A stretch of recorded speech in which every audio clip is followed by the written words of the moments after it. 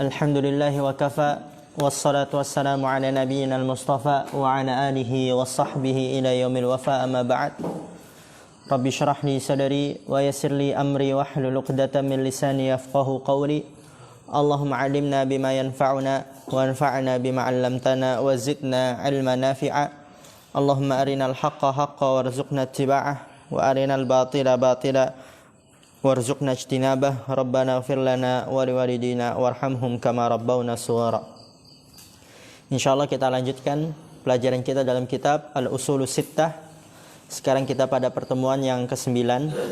Di pertemuan sebelumnya kita telah membahas apabila terjadi perselisihan baik dalam perkara akidah, dalam perkara fikih sekalipun, maka solusinya hanya satu, yaitu kembali kepada Al-Quran dan As-Sunnah. Segera, karena apabila semakin lama mengulur-ngulur waktu daripada kembali kepada Al-Quran dan As-Sunnah, maka akan semakin besar dan semakin rumit permasalahan tersebut. Akan tapi ketika pertama kali terjadi perselisihan kemudian langsung diselesaikan dengan kembali kepada Al-Quran dan As-Sunnah, maka akan cepat selesai. Hilang dari kedengkian, kekesalan, dan kemarahan di antara dua pihak yang berselisih. Iqra ya Alfi. Qala syarih hafizahullah ta'ala, ikhtilafu laisa rahmatan, ikhtilafu adabun. Qala ta'ala Adabun. Qala ta'ala wala takunu kalladzina tafarraqu waqtalafu min ba'di ma ja'ahumul bayyinat fala ikhtilafu yushattitu quluba wa yufarriqul ummata wala yumkinu linnasi idza saru mukhtalifina ayyatana saru wa yata'awanu abadan bal yakunu bainahum adawatun wa sabiyatun li firaqihim wa ahzabihim wa la yata'awanuna abadan. Oke, ahsan. Di pertemuan sebelumnya kita telah membahas bahwasannya yang wajib itu adalah kita bersatu di atas Al-Quran dan As-Sunnah. Dan hal yang kita perselisihkan maka kita kembalikan kepada Al-Quran dan As-Sunnah. Bukannya malah kita memberikan udzur kepada sebagian yang lain dan tetap berada di atas perselisihan. Maka janganlah terus-menerus umat ini tetap berada di dalam keadaan berselisih. Karena boleh jadi orang yang dia ingin berselisih tetap berada di atas perselisihan, dia membawakan sebuah hadis, ikhtilafu ummati rahmah. Perselisihan umatku adalah rahmat. Kata Syekh, hadis ini memang diriwayatkan tapi dia tidak benar. Kemudian dilanjutkan, al-ikhtilafu laisa rahmatan. Al-ikhtilafu adabun. Perselisihan bukanlah rahmat. Perselisihan bukanlah kasih sayang. Al-ikhtilafu adab. Perselisihan itu dia adalah adab. Gak ada orang yang mau berselisih. Allah Ta'ala berfirman, وَلَا تَكُونُوا كَالَّذِينَ تَفَرَّقُوا وَاخْتَلَفُوا مِنْ بَعْدِ مَا جَاءَهُمُ الْبَيِّنَاتِ. Ikhtilaf itu azab. Gak ada yang namanya rahmat. Kalau rahmat kenapa Allah larang? Kalau seandainya ikhtilaf, perselisihan itu rahmat, Allah tidak akan melarangnya. Tapi di situ Allah melarangnya, menunjukkan ikhtilaf bukanlah rahmat, akan tapi azab. Kata Allah, wala takunu, janganlah kalian menjadi kalladzina tafarraqu, seperti orang-orang yang memecah belah. Wakhtalafu, dan berselisih. Allah melarang itu. Jangan kalian menjadi orang-orang seperti itu.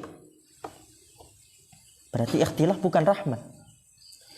Ikhtilaf, perselisihan adalah azab.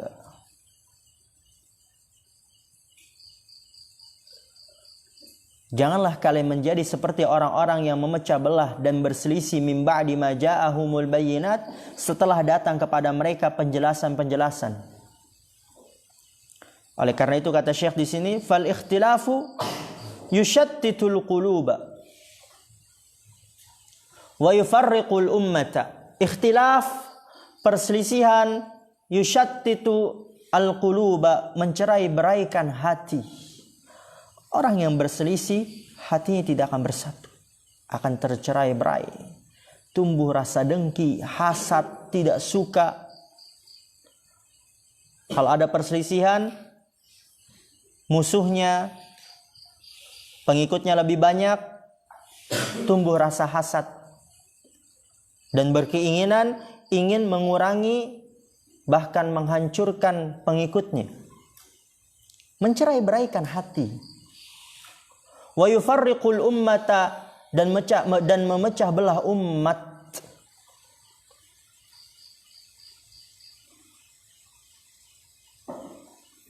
Oleh karena itu, kita sering mendengar dari orang awam, mereka mengatakan, ketika dikatakan peganglah Al-Quran dan As-Sunnah dan berpijak dengan pemahaman salaf, dia akan bertanya, salafi yang mana? Ini di sini ada kajian ini, kajian itu. Salafi yang mana? Maka perselisihan itu tidak akan menyatukan, akan memecah belah umat. Wala yumkinu linnasi idza saru mukhtalifina ayatanasaru wa yata'awanu abadan. Lihat kata Syekh di situ. Wala yumkinu linnas, tidak mungkin manusia, idza saru mukhtalifin, apabila mereka berselisih, ayatanasaru, saling tolong menolong, enggak akan mungkin. Tidak akan mungkin manusia apabila mereka berselisih, ayatanasaru, saling tolong menolong, enggak ada. Wa yata'awanu, dan saling membantu abadan, selama-lamanya enggak ada.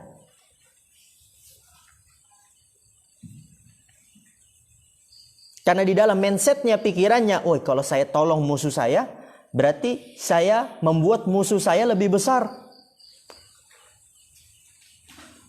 Maka itu seakan-akan membantu agar diri saya lebih cepat binasa, agar lebih cepat dikalahkan, agar lebih cepat disaingi. Karena itu pemikirannya. Perselisihan, itulah rusaknya, buruknya dari perselisihan. Nggak akan saling tolong-menolong, tidak akan saling membantu. Bal yakunu bainahum adawatun wa asabiyatun li firaqihim wa ahzabihim wa la yata'awanuna abadan. Bal yakunu bainahum,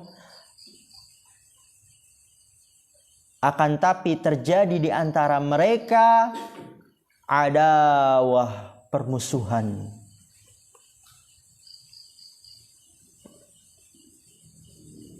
Bahkan saking mengerikannya, ada orang berselisih dalam perkara fikih. Itu saking dahsyatnya, hebatnya perselisihannya, dia saling meracuni. Bahkan ada yang saling membunuh karena saking fanatik butanya. Saling merendahkan, saling menghina, saling membuka aib, permusuhan. Saling mentahdir sana sini, akan terjadi di antara mereka permusuhan. Wa asabiyatun, dan fanatik buta, li firaqihim, terhadap kelompok-kelompok mereka. Wa ahzabihim, dan golongan-golongan mereka. Wala yata'awanuna abadan, mereka tidak akan saling membantu selama-lamanya. Kalian bukan ikut kita, ya berarti kalian bukan bagian dari kita. Kalian tidak mengikuti kajian kita, berarti kalian bukan termasuk dari ahlu sunnah. Itu bahkan lebih ngeri lagi. Kalau ada yang ikut ke kajian Ustadz Fulan, berarti dia bukan salafi. Dia bukan ahlu sunnah. Kapan dia ahlu sunnah? Kapan dia salafi? Kalau ikut dia ke kajian saya. Atau ada orang kelompok-kelompok di sana, di luar sana tidak membawa nama salafi. Dia bilang kalau tidak ikut ke kajiannya, tidak ikut bersama mereka, kafir. Lebih ngeri lagi itu.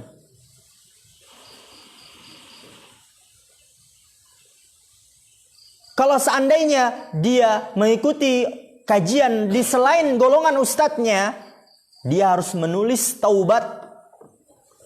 Saya bertaubat. Awalnya dimusuhin dulu.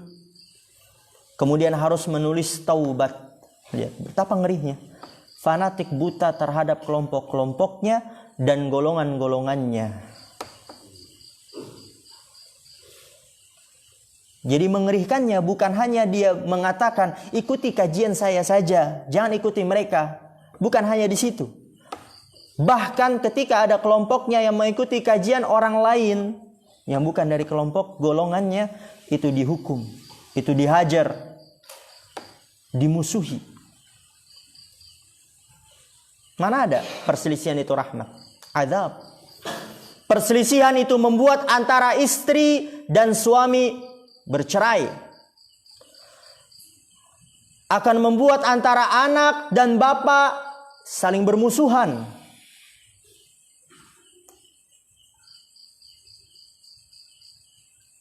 Ada sebuah ikhwah dia baru keluar dari kelompok, mulai mengenal sunnah. Dia paham mana yang benar, yang sesuai dengan Al-Quran dan As-Sunnah yang diinginkan oleh Allah dan Rasulnya. Karena kebanyakan orang dia mengaku-ngaku saya mengikuti Al-Quran dan As-Sunnah, tapi dia mengikuti Al-Quran bukan yang diinginkan Allah, tapi dia memahami Al-Quran sebagaimana yang diinginkan dia diri sendiri dengan hawa nafsunya, bukan Al-Quran yang diinginkan Allah. Dia mengaku-ngaku mengikuti hadis, mengikuti sunnah, tapi bukan sunnah yang diinginkan Rasulullah. Dia memahami hadis sesuai dengan keinginan dia, hawa nafsunya. Dia keluar dari kelompok tersebut, mulai mengenal sunnah. Ketua dari kelompok tersebut menyeru para pengikutnya untuk memusuhi dia, boikot dia. Jangan ada yang ngomong dengannya. Bahkan orang tua dia pun memboikotnya. Lihat perselisihan. Maka anaknya tersebut dia gelisah. Orang tua saya memboikot saya, tidak mau ngomong dengan saya, sedangkan saya memiliki kewajiban untuk berbakti kepadanya. Permusuhan, tumpah darah. Orang itu kalau dia nggak sabar itu bisa tumpah darah itu. Woi, saya nggak diajak ngomong, langsung asal bacok. Kalau dia nggak punya iman bisa itu. Antum lihat di ibu kota, di kota-kota besar banyak orang-orang susah. Itu kalau disenggol sedikit, bahkan ada preman, anak pang, itu ada anak kecil dia. Jalan biasa anak kecil kan. Nggak sengaja nyipratin ke anak pang tersebut bersama kelompoknya. Gara-gara itu anak kecilnya dipukul, bahkan sampai dibunuh. Ya, orang yang dia tidak kuat imannya, ketika terjadi perselisihan bahkan yang sangat besar, itu bisa saling membunuh. Maka kapan akan terjadi saling membantu, saling tolong menolong? Kata Syekh di sini, innama yata'awanuna idza ijtama'u. Iqra ya Alhi.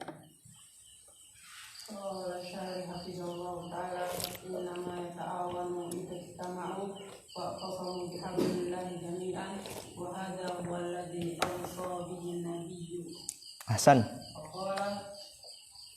Inna Allah yarda lakum salatan an ta'budu wa la tusyriku bihi syai'an wa an ta'budu bihablillahi jami'an wa la tafarraqu wa an tunasibu man wallahu Allahu amrakum hadhihi salatun yardallahu lana. Masya Allah. Di sini kata Syekh Hafizallah Ta'ala, innama yata'awanuna idza ijtama'u wa'tasamu bihablillahi jami'an. Itu baru terjadi. Innama sesungguhnya hanyalah yata'awanun, mereka akan saling membantu. Kapan? Idza ijtama'u, apabila mereka bersatu. Hanya itu. Wa'tasamu, dan berpegang teguh bihablillahi, dengan tali Allah, jami'an, semuanya. Itu baru nanti mereka akan saling membantu, saling tolong menolong. Tatkala mereka bersatu dan berpegang teguh dengan tali Allah, bukan dengan hawa nafsunya, bukan dengan pendapat ustadznya, bukan dengan keinginan kiainya, habaibnya. Karena setiap ustadz kalau misalnya dibebankan dengan pendapat ustadz, keinginan ustadz berbeda-beda tentunya. Apalagi kalau misalnya disandarkan kepada akal seseorang, itu akan berbeda-beda. Tapi ketika mereka berpegang teguh dengan tali Allah, maka akan terjadi saling tolong menolong. Wa hadza huwa alladhi awsa bihi an-nabiy sallallahu alaihi wasallam.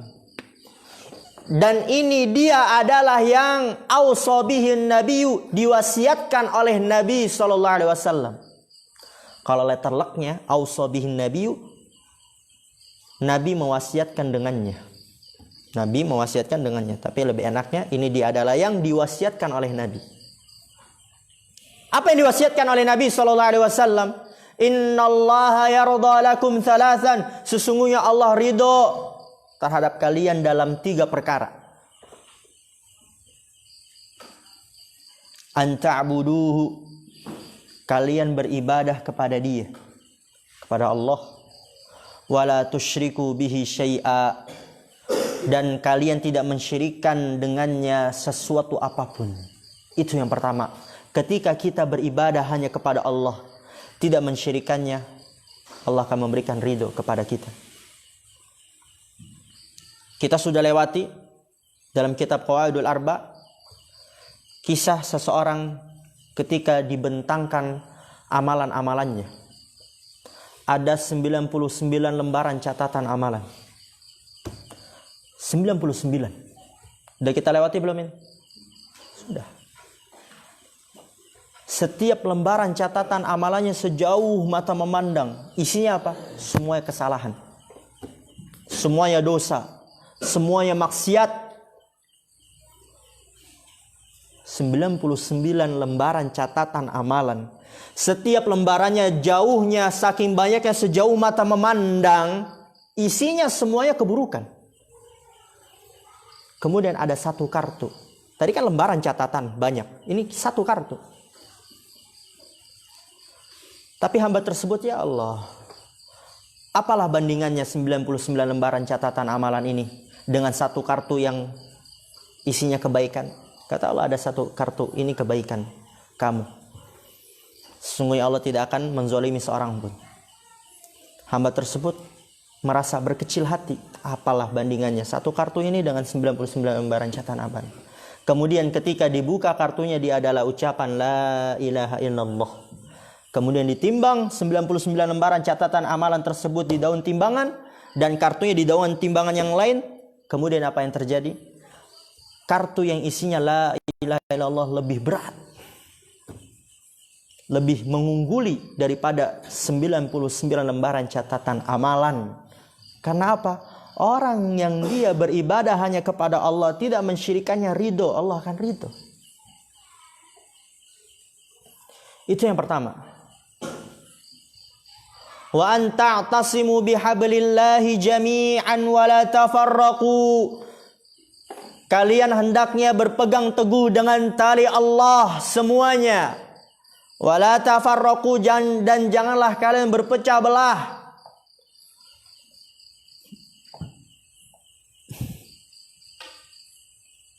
Itu yang kedua. Dan itu saksi pembahasan kita. Bersatu dan tidak berpecah belah.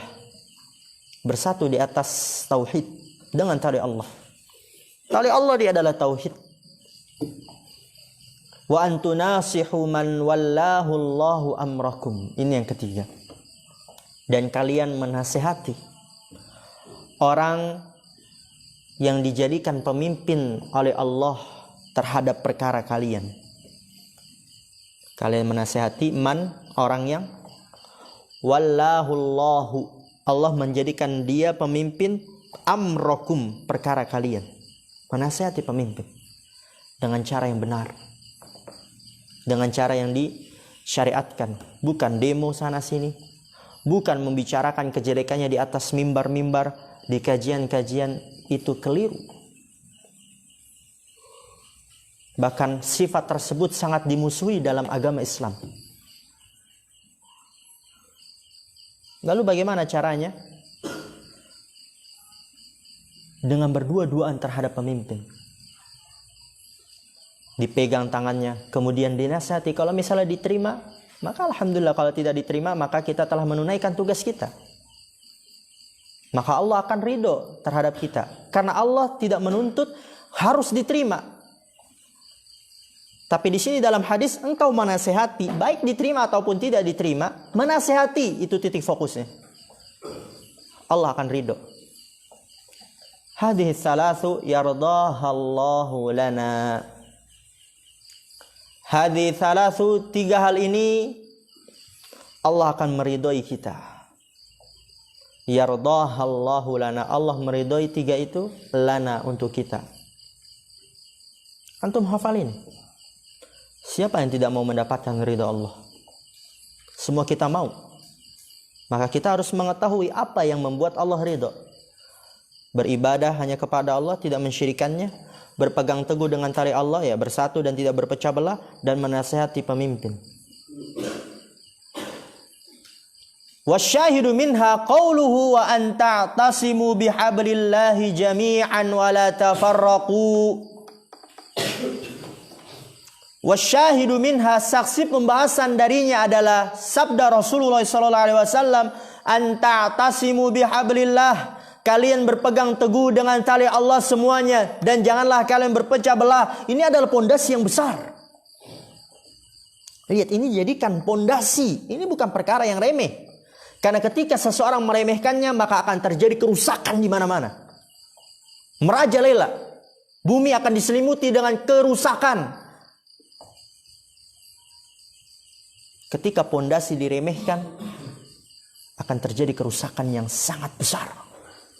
Dan sebaliknya, ketika seseorang memperhatikan, menjaga pondasi, maka akan lahir ketenangan, ketentraman, kenyamanan, dan persatuan. Oleh karena itu ini dijadikan al-aslu tsani, pondasi yang kedua.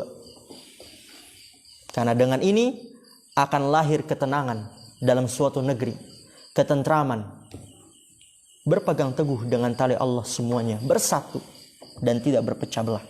Saksi pembahasan minha, yaitu dari 3 perkara tersebut yang Allah ridhoi, yaitu sabda Rasulullah SAW, anta atasimu bihablillahi jami'an wa la tafarraqu, kalian berpegang teguh dengan tali Allah semuanya dan janganlah kalian berpecah belah.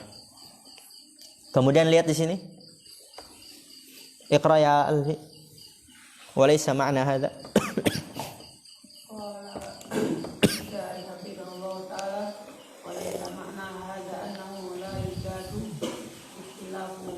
Ikhtilafun wala yujadu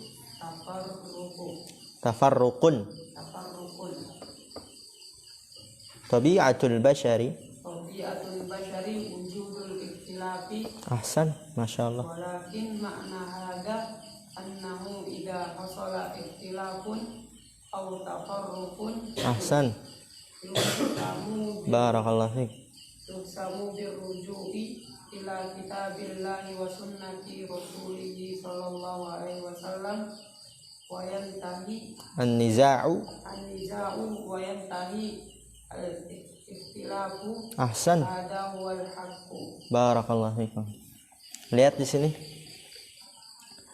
ditekankan lagi oleh Syekh, kita diperintahkan untuk bersatu dan tidak berselisih bukan berarti nggak ada perselisihan. Bukan berarti tidak ada perpecah belahan. Karena Allah tidak akan meninggalkan kita, hambanya, dalam keadaan berselisih tanpa ada solusinya. Pasti ada solusinya. Pasti ada hal yang menjadi timbangan antara yang benar dan yang salah. Dan ini sudah kita sebutkan di pertemuan sebelumnya dan ditekankan lagi karena saking pentingnya. Karena kebanyakan orang ketika berselisih yang menjadi patokannya pendapat Ustadz Fulan, Kiai Fulan, Habib Fulan, orang pintar Fulan. Dia tidak melihat apakah pendapatnya itu sesuai dengan Al-Quran dan As-Sunnah. Karena kebanyakan orang ketika berselisih itu otaknya hilang sudah. Ketika terjadi pertengkaran itu otaknya hilang. Ketika terjadi terpecah belahan otaknya hilang. Semua yang dipakai adalah hawa nafsunya. Yang penting diri saya menang, yang penting kelompok saya maju, yang penting golongan saya semakin naik. Itu yang dipikirannya. Ketika dia tahu dia keliru, dia akan mencari-cari bagaimana kesalahan saya dianggap benar. Akan berkilas sana, berkilas sini. Dia akan mencari-cari sekuat tenaga. Dia sudah tahu dia salah. Tapi dia akan mencari-cari bagaimana nih biar kesalahan saya tetap dianggap benar oleh mereka. Karena kalau misalnya saya mengakui kesalahan saya, atau saya tidak mengakui tapi ternyata diketahui kalau diri saya salah, oh ya habis ini. Apa kata jemaah saya? Jemaah saya akan meremehkan saya, akan mengecilkan saya. Lihat, hawa nafsu di situ. Syaitan bermain. Oleh karena itu di sini kata Syekh, walaisa ma'na hadza, bukanlah makna ini dari sabda Rasulullah, berpegang teguhlah kalian dengan tali Allah dan janganlah kalian berpecah belah. Walaisa ma'na hadza, bukanlah makna ini annahu la yujadu ikhtilafun, bahwa saya tidak ada perselisihan, wala yujadu tafarruqun, tidak ada perpecah belahan. Bukan itu maknanya. Ada semuanya. Tabiatul basyari wujudul ikhtilaf, kata Syekh. Perhatikan harokat dan terjemahannya. Tabiatul basyari, tabiat manusia, sifat alam yang Allah ciptakan pada dalam diri manusia, wujudul ikhtilaf, adanya perselisihan. Walakin makna hadza, akan tapi makna ini adalah kalian berpegang teguh dengan tali Allah, bukan berarti nggak ada perselisihan, akan tapi maknanya apa? Annahu idza hasala ikhtilafun aw tafarruqun, annahu, bahwasanya dia, idza hasala ikhtilafun, apabila terjadi perselisihan, aw tafarruqun, atau perpecah belahan, yuhsamu birruju'i ila kitabillahi was sunnati rasulih sallallahu alaihi wasallam. Yuhsamu, ma makna yuhsamu ya Faruq? Apa yuhsamu, ada yang tahu? Udah kita lalui? Diselesaikan, dikembalikan, tapi lebih tepatnya diselesaikan. Maka diselesaikan dengan kembali, kan di situ. Kalau dikembalikan dengan kembali kan gak enak. Nggak apa. Diselesaikan dengan kembali. Ya, fokus ya. Ketika belajar, diselesaikan dengan kembali kepada Al-Quran dan Sunnah Rasulnya Sallallahu Alaihi Wasallam. Itu yang dimaksud. Itulah makna dari anta'tasimu bihablillahi jami'an. Berpegang teguhlah dengan tali Allah semuanya dan janganlah kalian berpecah belah. Maknanya adalah ketika terjadi perselisihan dan perpecah belahan, karena itu pasti terjadi, maka diselesaikan dengan kembali kepada Al-Quran dan As-Sunnah. Kalau seseorang melakukan itu, kembali kepada Al-Quran dan As-Sunnah, wa yantahin niza'u, maka akan selesai permusuhan. Wa yantahil ikhtilafu, dan akan selesai perselisihan. Hadza huwal haqqu, ini dialah yang benar. Diselesaikan dengan kembali kepada Al-Quran dan As-Sunnah. Bukan malah dia saling memberikan udzur, dia ketemu dengan kelompok yang lain, dia mengatakan, kita sama kamu ternyata ini sama ya. Wih, Masya Allah.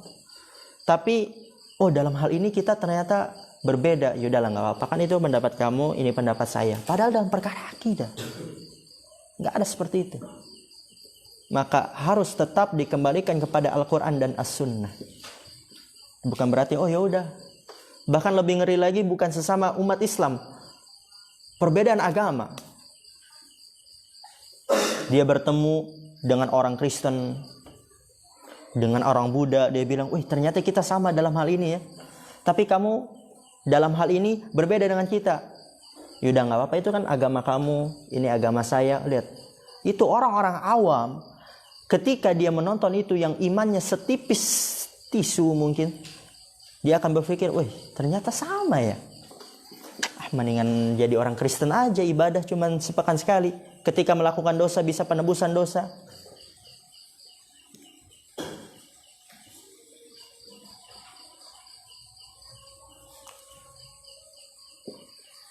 Maka yang benar adalah dikembalikan kepada Al-Quran dan As-Sunnah. Kemudian kata Syekh di sini, ini udah dipersiapin? Udah, Iqra. Ya.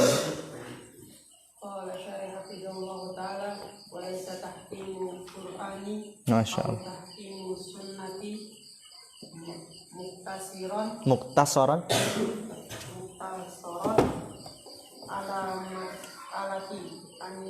Al-Tizai fi khusumati bainan nasi fil amwali, itu yusammunal hukma bima anzalallahu annal hukma bainan nasi fi amwalihim wa nizaatihim fi umuri dunya faqat. Masya Allah.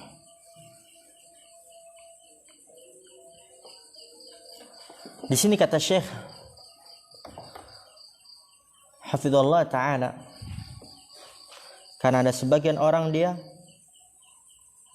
mengambil hukum ini, dia pahami kaidah ini. Ketika ada permasalahan, apa yang harus dilakukan? Kembali kepada Al-Quran dan As-Sunnah. Tapi ada sebagian orang itu menggunakan kaidah itu, solusi itu hanya dalam perkara harta saja. Dalam perkara warisan, bisnis, dagangan, berkaitan dengan uang, baru kita kembali kepada Al-Quran dan As-Sunnah. Tapi kalau berkaitan dengan keyakinan, berkaitan dengan fikih, wah ini mah udah, itu keyakinan dia, ini keyakinan saya, itu pendapat dia, ini pendapat saya, nggak apa-apalah. Dan itu keliru. Oleh karena itu di sini oleh Syekh ditekankan kembali, walaysa tahkimul Qur'ani au tahkimus sunnati muktasaran ala mas'alatin niza'i fil khusumati bainan nasi fil amwali. Walaysa tahkimul Qur'ani, dan bukanlah berhukum dengan Al-Quran, au tahkimus sunnati, atau berhukum dengan sunnah, muktasaran, terbatas, ala mas'alatin niza', dalam permasalahan perdebatan, fil khusumat, dalam perselisihan antara manusia, fil amwal, dalam harta saja. Bukan sebatas itu.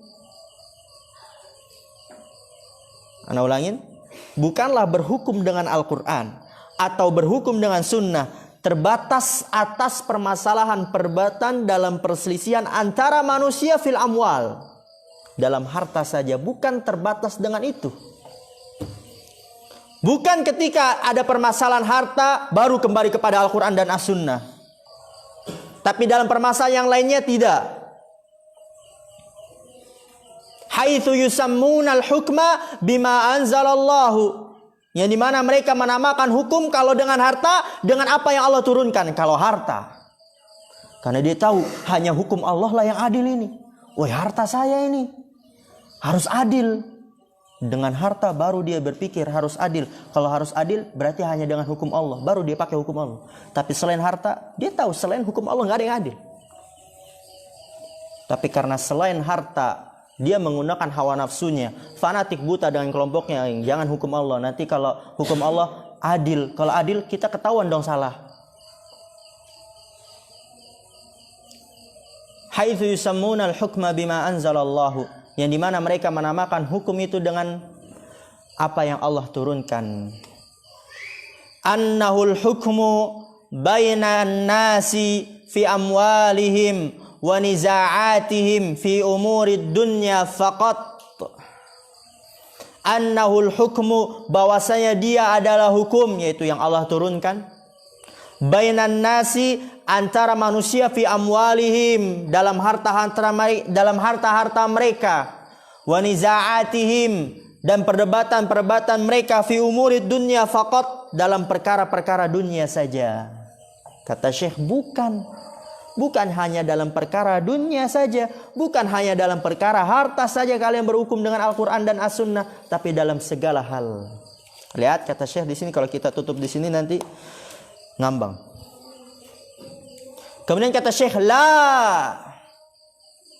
tidak, bukan seperti itu. Bal huwal hukmu bainahum fi kulli ikhtilafin wa kulli niza'in. Tidak, bukan hanya dalam perkara harta saja, bukan hanya dalam perkara dunia saja baru kembali kepada Al-Quran dan As-Sunnah. Kata Syekh. Bal huwal hukmu, akan tapi dia adalah hukum, yaitu hukum Allah, bainahum, di antara mereka, di antara manusia, fi kulli ikhtilafin, pada setiap perselisihan, wa kulli niza'in, dan setiap perdebatan itu dengan hukum Al-Quran dan As-Sunnah, dengan hukum yang Allah turunkan pada setiap perselisihan dan perdebatan. Kemudian lihat lagi kata Syekh, wan niza'u fil aqidati asyaddu minan niza'i fil amwal.